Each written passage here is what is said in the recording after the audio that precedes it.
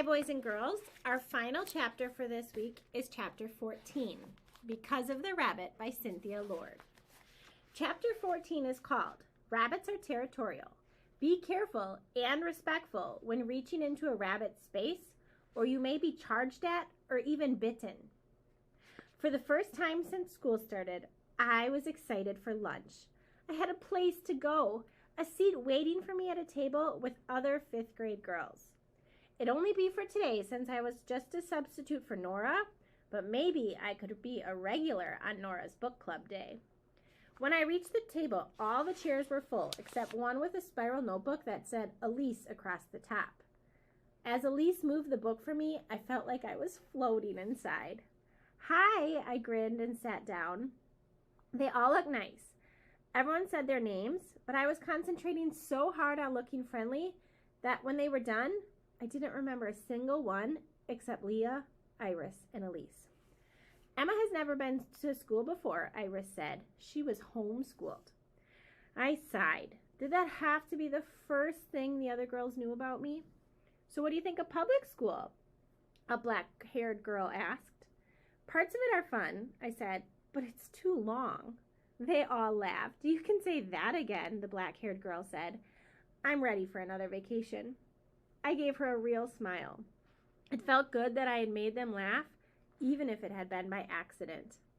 I'd hate being homeschooled, the girl with the pigtails said. I'd be so bored being at home all day with nothing to do. I opened my mouth to say I hadn't been bored, but everyone else was nodding. When they got to know me better, it'd be easier to tell them the truth. For now, it seemed more important to fit in. I wanted to give public school a try to see if I liked it. You should join chorus, the girl with the pigtails said. It's super fun. We even go to a concert in Boston every year. I grinned. That did sound like fun. Do you play sports? Elise asked. I nodded, but I haven't had many chances to be on a team. I really like time for lunch, I heard behind me. Uh-oh. I thought Jack understood I was having lunch with Leah's group today. Hey, Jack, I said, I'm sitting here today, okay? Yes, he said. As soon as he was too far away to hear, Leah said, I'm sorry you got Jack as a partner for our presentation. He can be hard to talk to. I couldn't tell if she was saying it to be mean or just stating a fact. Unless it's about animals, I agreed, unwrapping my sandwich. That wasn't mean. It was just the truth, right? He's why Miss Martell comes to our room, Leah explained. She acts like she's there to help out with everyone, but really she's Jack's aide. When he was little, he used to throw tantrums, remember? She raised her eyebrows to the other girls. Wild tantrums, Elise agreed. And be careful what you tell him. He doesn't always get that some things are private. Iris groaned. Remember last year, Akari? The black-haired girl rolled her eyes. He told Mrs. Keller about the surprise party we were throwing for her, even though we told him not to. Elise, Akari, I willed myself to remember the names until I could write them down in the back of my assignment notebook. She caught us making some decorations, Akari said. She asked what they were for, and he just told her the truth. I'm glad he's not in my class this year, Elise said. I tried to concentrate on my sandwich, but I was squirming inside. It did not feel good talking about Jack, even if everything they said sounded true.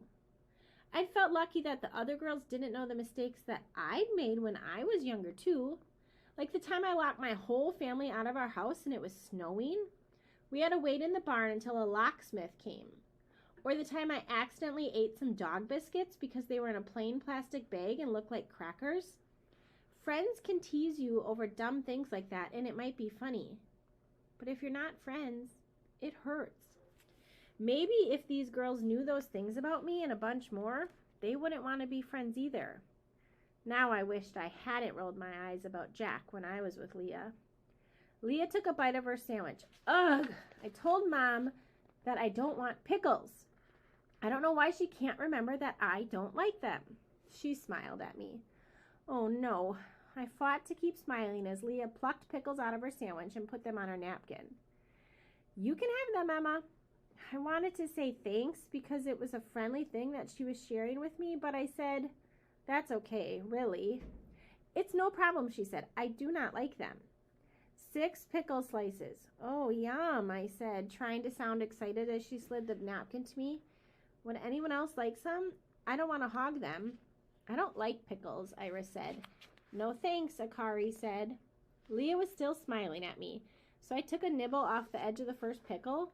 I wanted to make a horrible face, but I forced myself to nod. I took another tiny bite and moved the pickle piece way over to the side of my mouth, away from my tongue. I think my family is going to the movies on Saturday, Iris said. If we do go, do you want to come, Leah? Leah sighed.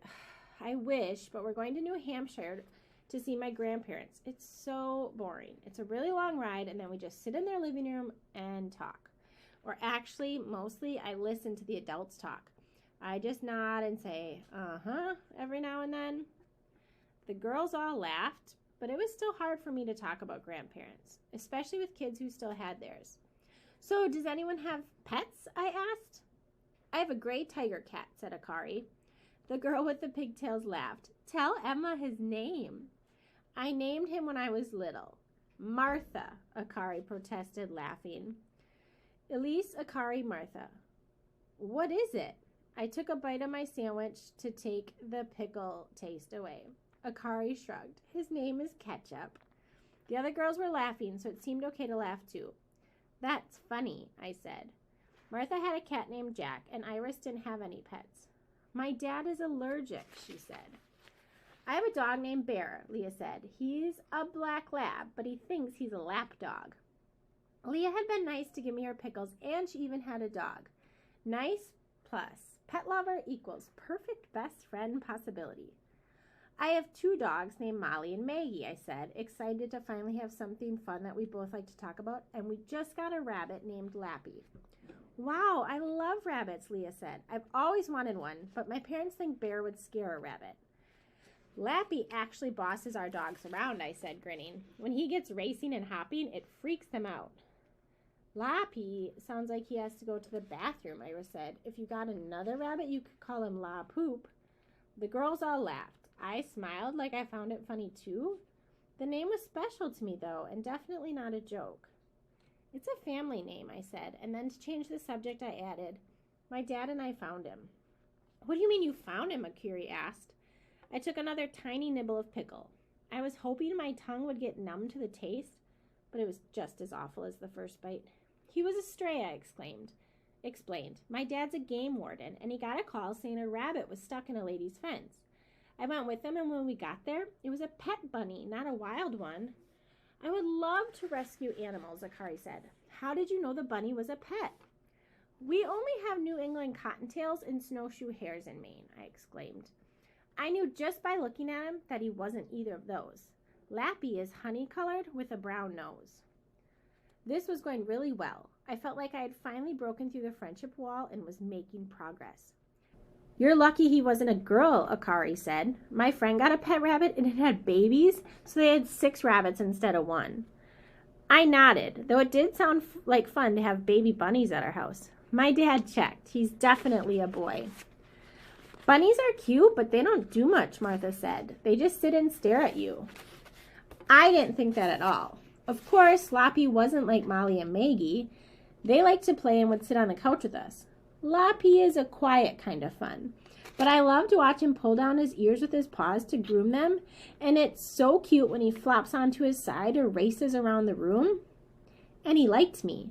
I could tell everyone he chinned me or rose up on his hind legs to see what I was doing or if I'd brought him a treat. I'd like to meet Lappy, Leah said. Maybe I could come over sometime. I was already planning to bring Lappy to school, but having Leah over to my house would be great too. Sure, and if you needed a ride, my mom could pick you up and bring you home. Wait, did that sound desperate? I mean, if you wanted to. That would be fun, Leah said. Maybe my mom could call yours. I'll give you our phone number. We hadn't made specific plans, but almost. I popped the rest of the pickle in my mouth. Our new neighbors lost a rabbit over the summer, Iris announced. I saw posters for it. The pickle was so sour that I wanted to gag. I chewed fast to get rid of it. There was even a reward of $50, Iris added. I stopped chewing. Wait, what? Did you try to find out who your bunny belonged to, Emma? Martha tilted her head sympathetically. Maybe it's the same one. The same bunny? I swallowed the pickle as fast as I could. We took Loppy to the shelter, and the lady there checked on the computer about lost pets, I said. No one had reported him missing, and she'd promised she'd call if someone did. I didn't see any posters, Leah said to Iris. Where were they? On a few telephone poles, Iris said. You weren't home much this summer. That's true, Leah said. I went to see my cousins in Oregon, and then I went to camp. I'm sorry, Emma, but maybe you could get the reward, Martha said. It's not him, I replied firmly. It just couldn't be. The lady at the shelter said it looked like he'd been on his own a while. She said sometimes people let pet bunnies go thinking they'll survive in the wild, even though they normally don't. I'm sure that's what happened. Are the posters still up? Akari asked Iris. Iris shook her head. It was a while ago that I saw them. My mom told me the family's last name is Abbott, though. They moved into the big house at the end of Morton Street. The shelter lady said people call right away when they want their pets back. I fought to keep the mildly interested look on my face, but inside my heart was pounding. Iris said they're new. Maybe they didn't know there's a shelter, Akari said. Iris, maybe you and I could walk over to their house and ask them, Leah suggested. No, let me check with them, I said quickly. I bet my brother can find their phone number for me. Or my dad could get it for me. That way, they can ask me questions. I didn't want to call, but I needed time to think. I took a pen and wrote on my notebook. Iris looked over at the words I'd written. Abbott, Morton Street. Yep, she said, that's it. I couldn't help thinking that her words were truer than I wanted them to be. Yep, that's it. And that is the end of chapter 14.